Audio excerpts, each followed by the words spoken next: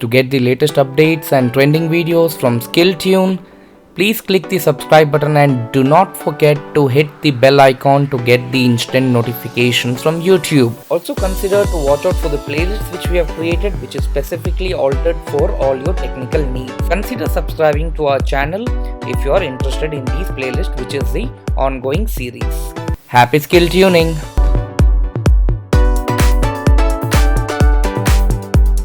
Hello friends, welcome to SkillTune. This is Naresh, your host and host. Okay, so today we are going to learn how to create a pivot table, what are the do's and don'ts, what are the benefits of pivot table, how powerful it is and how to delete pivot table.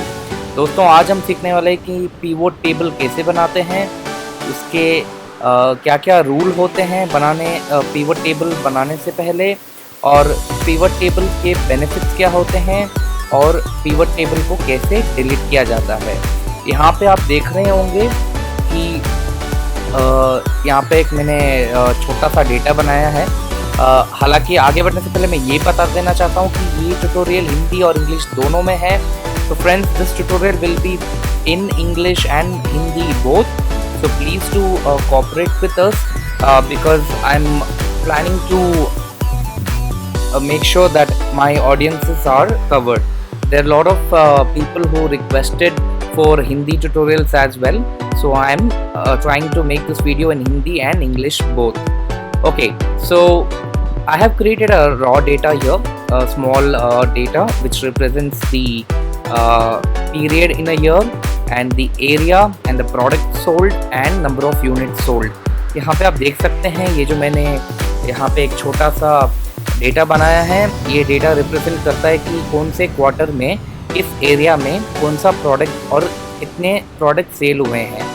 सो हालांकि ये बस एक sample data है, आप अपने data पे जो मैं टेक्निक लगाने वाला हूँ वो आप जानें कैसे क्रिएट करते हैं पिवट टेबल। और अगर आपको कोई कन्फ्यूजन हो तो ज़रूर कमेंट बॉक्स में लिखिएगा, मैं ज़रूर आपकी सहायता करूँगा उसको रिप्लाई करके आपको हेल्प करने में। तो चलिए शुरू करते हैं ये एक्सेल के पिवट टेबल का ट्यूटोरियल।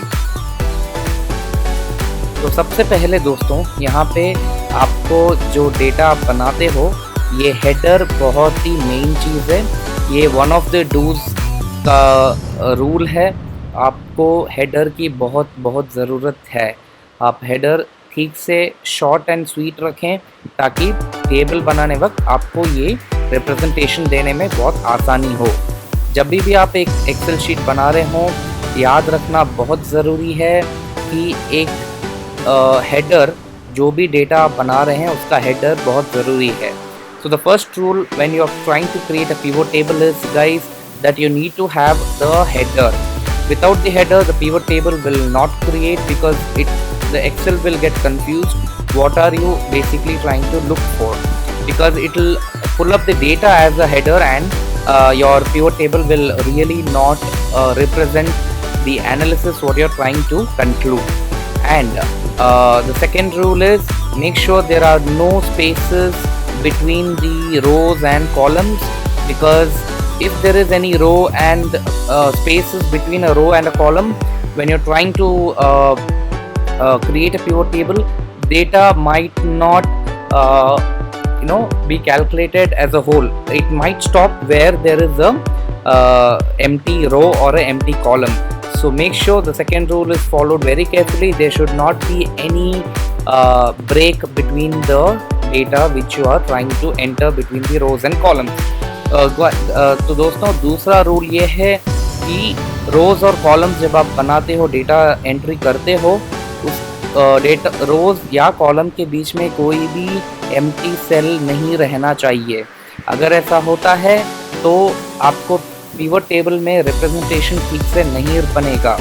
ध्यान रखना, हो सकता है कि डेटा उस सेल तक हो जहां वो एम्प्टी सेल है, उसके बाद डेटा ना ले, तो ध्यान रखिएगा इस बात को।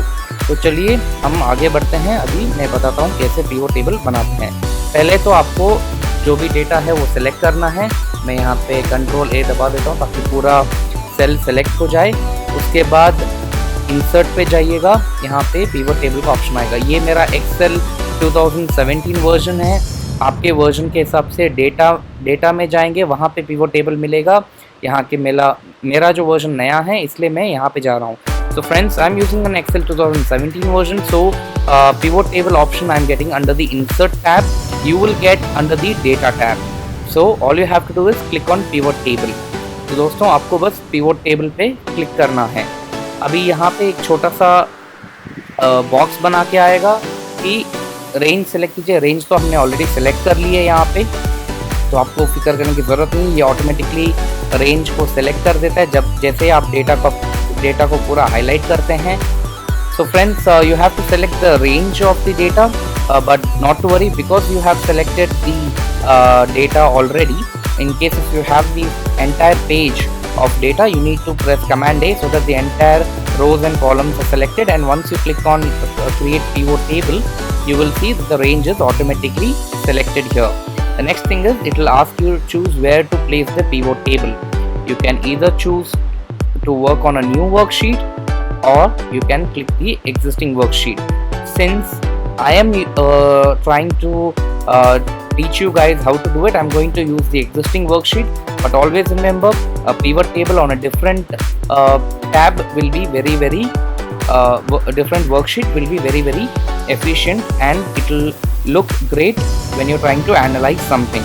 दोस्तों यहाँ पे आपको इस ऑप्शन पे नीचे देख रहे होंगे आप choose where to place pivot table का ऑप्शन आ रहा है. यहाँ पे आप न्यू वर्कशीट कर सकते हैं या एग्जिस्टिंग वर्कशीट.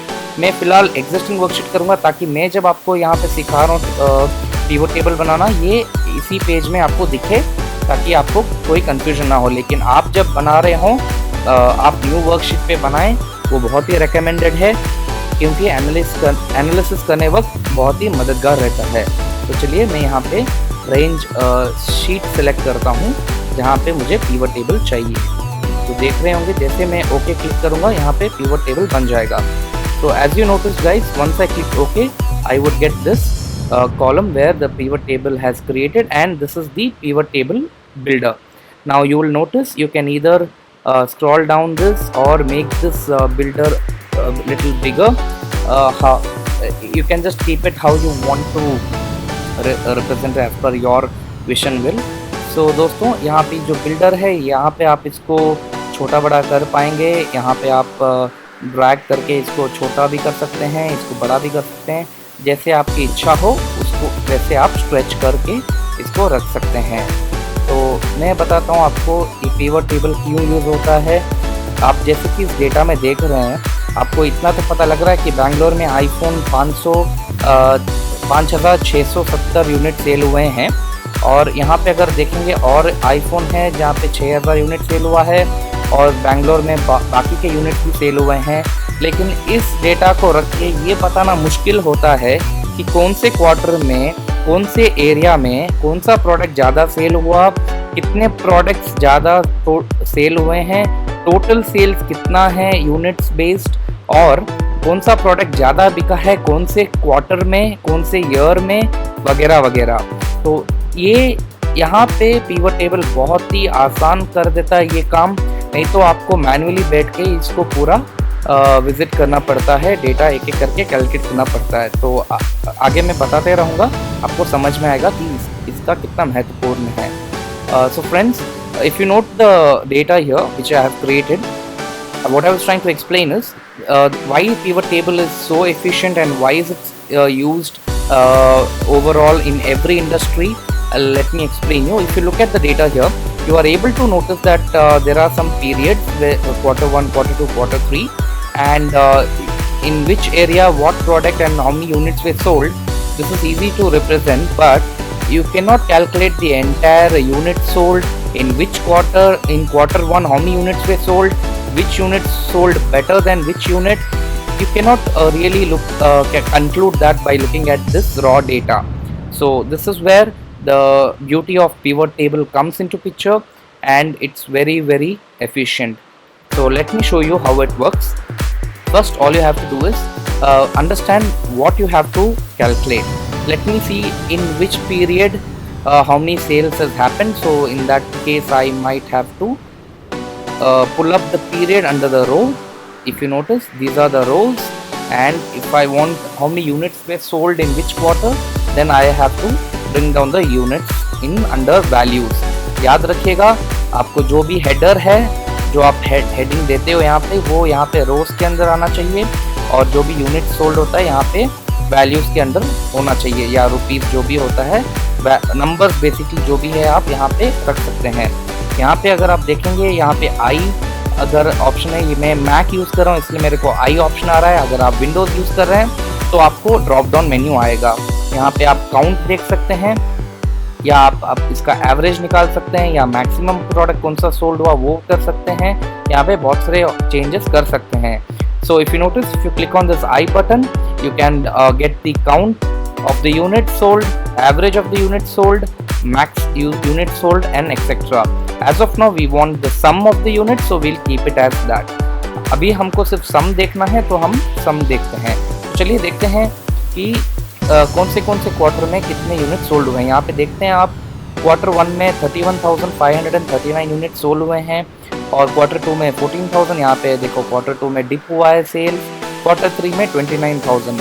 ओवरऑल देखेंगे तो क्वार्टर 1 में अच्छा था सेल, और अगर आप इसको चार्ट में डाल के देखेंगे तो ओवरऑल आपको दिखाई देगा कि आपका क्वार्टर 2 में बहुत बड़ा डीप डिक्लाइन हुआ था आपका सेल्स, और क्वार्टर 3 में है अच्छा, लेकिन क्वार्टर 1 की तरह नहीं है। ओवरऑल सेल्स बहुत कम हुआ है। अभी देखते हैं कि कौन सा प्रोडक्ट ज़्यादा सेल हुआ है। अब यहाँ पे आप देख सकते हैं, गैलेक्सी S7 क्वार्टर 1 में 12,800 पीस, आईफोन 18,670। मैंने बस इतना किया, प्रोडक्ट को लेके नीचे डाल दिया। So friends, you would have noticed when it was so easy to represent the data.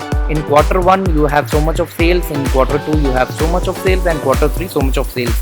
Now comparing this with this, it's so easy to identify which quarter made the maximum number of sales. This is the beauty of pivot table, as I was talking about, and I think this is the best way to analyze your business and progression, or basically analyze your growth. So now let's see which product has made the maximum number of sales in which quarter. If you notice, Galaxy S7 is doing great in quarter 3, wherein in quarter 2 there were no sales at all. So this is the beauty of pivot table, as I was saying that this is how you can represent the data. Now let's see, if you want to understand which area made the maximum sales and which area now is not into the growth. If you notice, in quarter 3 Bangalore has a deep dip in sales compared to other quarters. If you notice, quarter 1 Bangalore was at 10,670 units, and in quarter 2 it is 5,078, and then again in quarter 3 the sales have dipped. Now if you want to understand further which product has not been sold, if you notice, in Bangalore there is only one product sold. Now this is how you represent the data. तो दोस्तों, आपको समझ में आया होगा कि ये कैसे काम करता है। आप जितना एनालिसिस चाहे कर सकते हैं, जो चाहिए जिस एंगल से चाहिए आप कैलकुलेट करके देख सकते हैं। और एक मैं बात बता दूं, अगर आपको यहाँ पे फिल्टर यहाँ पे करना चाहें, वो भी आप कर सकते हैं। So you can also use these filters area to understand the data a little more better. Let me show you. For example, I have a product here. Let me only select Galaxy S7 and you'll notice there are number of units sold. Now if I click on iPhone, these are the number of units sold, and this is quarter wise breakdown we have. Now at the same time, if you want to see which area has how much of sales, you can also filter it as per your wish and will.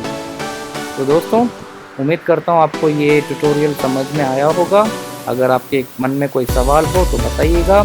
और एक बात मैं जल्दी से बता देना चाहता हूँ, ये जो आप यहाँ पे पीरियड देख रहे हैं, इस पीरियड को आप यहाँ पे कॉलम वाइज भी सेग्रीगेट कर सकते हैं। मैं बताता हूँ आपको ये क्या। यहाँ पे अगर पूरा सेलेक्ट करेंगे आप, यहाँ पे देखिए अभी ये स्ट्रेट हो गया, जहाँ की अगर रो में था तो ये नीचे था, और अगर आप यहाँ पे देखेंगे तो ये इस रिप्रेजेंटेशन में बदल गया है। तो यहाँ से आप ये ड्रैग एंड ड्रॉप भी कर सकते हैं दोस्तों, और आप चाहें तो इसको निकाल भी सकते हैं। Thanks for watching this video, guys, and I hope this video was very informative. If it is, please do share this video to your friends and family. If you have liked the video, please like the video. And if you haven't subscribed to my channel yet, it's time. Please subscribe to my channel. And if you have any special request related to any content, leave them in the comment section below. I would love to make it for you guys. And I'm going to leave my Facebook, Twitter and all the social accounts where I'm linked to say the description below. Also do reach out those social sites, right? Till then, happy skill tuning.